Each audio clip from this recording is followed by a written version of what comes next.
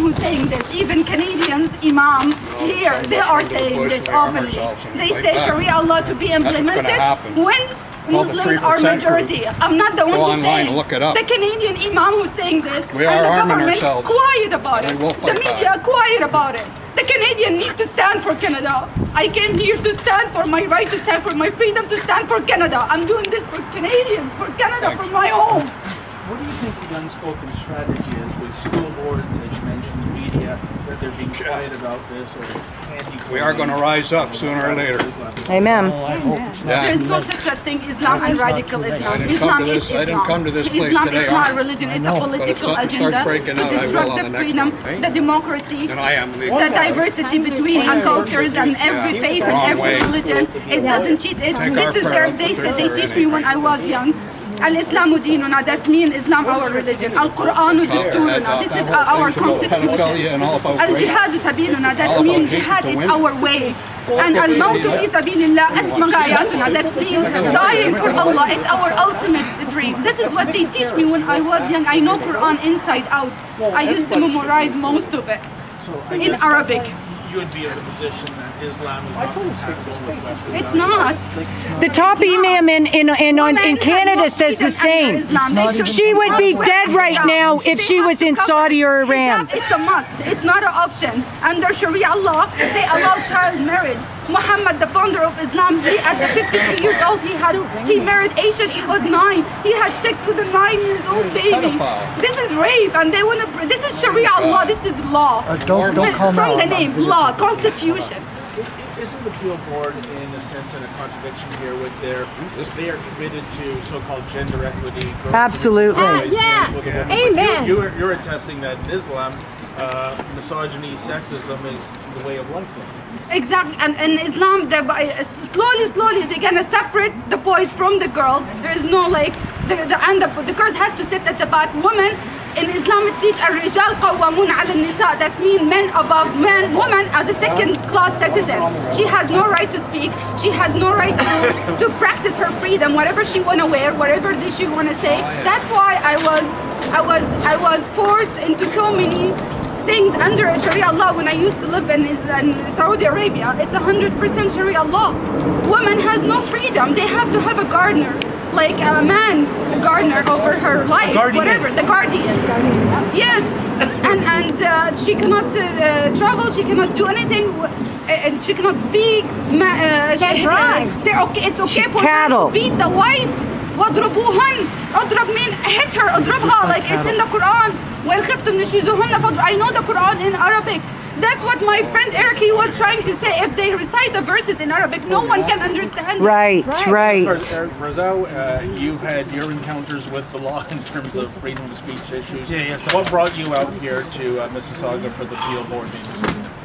Again, is to make a point once again, and hopefully more Canadians will understand that Islam is incompatible fundamentally with humanity, period. Not just, so the school board should be turning out students that are Canadians, not little Muslim students or Hindu students or Buddhist students. That's not their job.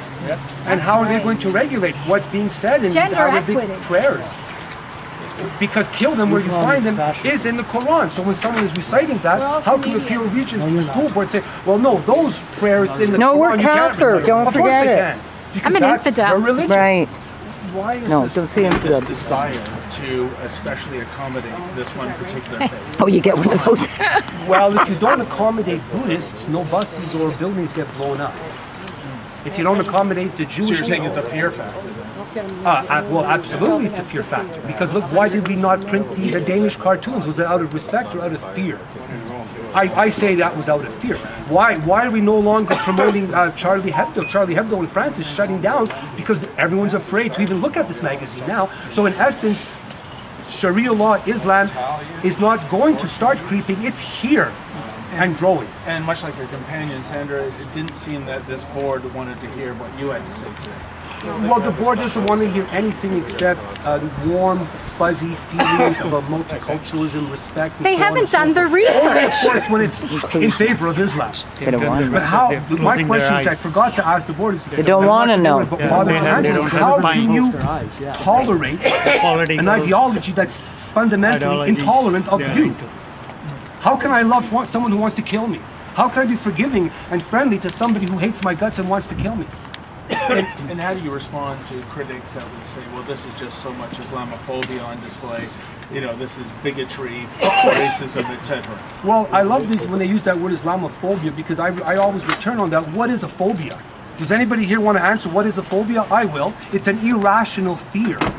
It's not just a fear. So is it irrational to be afraid of scorpions or rattlesnakes? I would say not. Just let's look at what's going on in the world. The reality is, wherever you have Islam, it's not good by a long shot. And the more Islam you have, the worse it is. So Sweden, Germany, I don't know, I think 10 years ago they were better off than they are today. There was a lot less rapes, killings, slaughterings going on. Look what just happened at Christmas time. Was that happening 10, 15 years ago? No, all of a sudden, wherever you have more Islam, you have just more Islamic problem. So why have a little Islam? Why not just have no Islam, period? Do you feel maybe that Canada is at a tipping point of sorts in terms of Islamic population and the way that's going to change our laws and customs? Unfortunately, we're heading that way. There's still hope, because I think the population in Canada is still under the 2% mark. What we don't want is when we get to the 5, 6, and 7%, then it's too late and they do start taking over and you get Sharia creep big time. Yes. There's Islamophobes and there's Islamophiles. Yeah. Or Islamophiles. Islamophiles, those who just want to love Islam. And terrorism, because... And Ron, you were here representing your Hindu constituency. It looked like the board didn't want to hear what you had to say either. What's your take on what's happening in the Peel Region schools? Well, like I said, this is a creeping Islam. This is a creeping jihad. This is the way it always starts in every country. There are nations after nation after nation where Islam grows and grows, and they push their agenda and they try to bring Sharia, they try to bring different elements of Islamicization into the society. They do it through methods such as this, appealing to white liberal guilt, appealing to accommodations, religious accommodations. They try to make it sound very, very reasonable, but hidden within is their real agenda, which is, as Eric did say, when you have Islam, Islam cannot be separated from its fundamentalist elements. There is really no such thing as fundamentalist Islam. There is just Islam. So when you are teaching Islam, when you are allowing Islam into a school system, you are poisoning the school system. When you're allowing Islam into a country, into a nation, into a society, into a civilization, you are effectively poisoning that civilization. Islam is incompatible not just with Western culture or Western civilization, it is incompatible with civilization and humanity. Throughout history, it is a poison that has killed and destroyed great civilizations. Ron, did you find it odd that even before the board meeting began, I know you saw this, I think I saw you filming it, there were certain individuals of the Islamic faith that were not standing to show respect for O Canada. What do you think was behind that? Well, I think that was real Islam in action. Islam cannot coexist with a secular government or any sort of government except Sharia and Islam.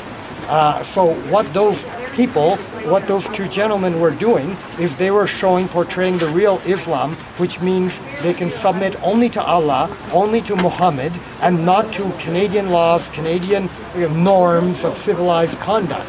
So those were the real Muslims. The other Muslims in that room who were standing up for the national anthem, they were just putting up an act. They were putting on an act.